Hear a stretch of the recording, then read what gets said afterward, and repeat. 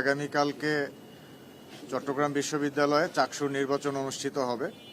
এই নির্বাচনকে কেন্দ্র করে ইউনিভার্সিটি কর্তৃপক্ষ এবং ছাত্রদের মধ্যে প্রচুর উৎসাহ উদ্দীপনা দেখা যাচ্ছে। নিরাপত্তার একটা বিষয় সব জায়গাতেই থাকে।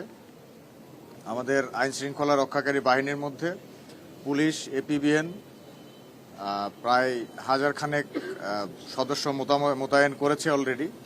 এর পাশাপাশি আমাদের র্যাপিড অ্যাকশন ব্যাটালিয়নের 8টি টিম থাকবে ইনশাল্লাহ আগামীকাল সারাদিন, এবং নির্বাচনের ফলাফল শেষ হওয়া এবং পরবর্তীতে যদি কোনো নিরাপত্তা থ্রেট থাকে শেষ হওয়া পর্যন্ত আমাদের কমপক্ষে 8টি টিম থাকবে এবং আরও রিজার্ভের টিম রাখা হবে। যদি প্রয়োজন হয় সেই টিমগুলো আসবে। এছাড়াও আমাদের বিভিন্ন স্থানে সাদা পোশাকে আমরা গোয়েন্দা সংস্থার লোকজন রাখব, যাতে কোনো ধরনের অঘটন বা দুর্ঘটনা ঘটার সম্ভাবনা থাকলে আমরা অগ্রিম খবরটা পেয়ে যাই। এখন পর্যন্ত পরিস্থিতি স্বাভাবিক রয়েছে, তবে বিগত 1 বছরের অভিজ্ঞতা থেকে আপনারা সবাই জানেন যে কোনো জায়গায় ছোট একটা ঘটনাকে কেন্দ্র করে বড় একটা ইস্যু তৈরি হওয়ার একটা প্রবণতা সব জায়গাতেই থাকে। তো আমরা সর্বোচ্চ চেষ্টা করছি ইউনিভার্সিটি প্রশাসনের সাথে এবং সবার সাথে সমন্বয়ের মাধ্যমে আমাদের এই ইলেকশনটা সুন্দরভাবে সম্পন্ন করার।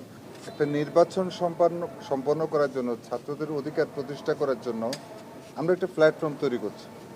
এই প্ল্যাটফর্ম তৈরি করার জন্য আমাদের ছাত্ররা যাতে নিরাপদে, নির্বিঘ্নে, সুষ্ঠুভাবে তার ভোটাধিকার প্রয়োগের মাধ্যমে তাদের নেতা নির্বাচন করতে পারে, তাদের সংসদ নির্বাচন করতে পারে, সেজন্য চেষ্টা করে যাচ্ছি।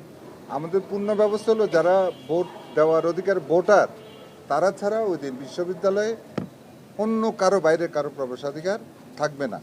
নির্বাচন কমিশনের অনুমোদিত কিছু ব্যক্তি মিডিয়াদের সর্বত্র রয়েছে, অর্থাৎ গোপন ব্যালেটে জায়গা ছাড়া, গোপন ব্যালেটে যেখানে ভোট দেওয়া হয় ওই অংশটা ছাড়া প্রত্যেকটা জায়গায় মিডিয়া কর্মীরা অবাধে প্রবেশ করতে পারবে।